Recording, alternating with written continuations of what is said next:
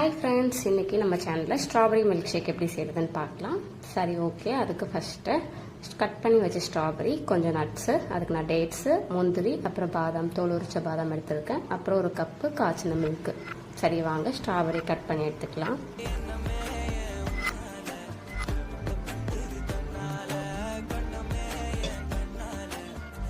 ஒரு mixie jar எடுத்துகிட்டு அப்புறம் அதில் கட் பண்ணி வச்ச ஸ்ட்ராபெரி, எடுத்து வச்ச நட்ஸு,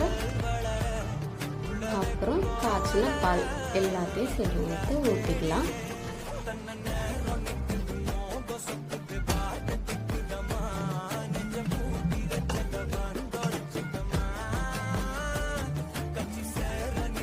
இப்போ எல்லாத்தையும் சேர்த்து நல்லா பிளெண்ட் பண்ணி எடுத்துக்கலாம்.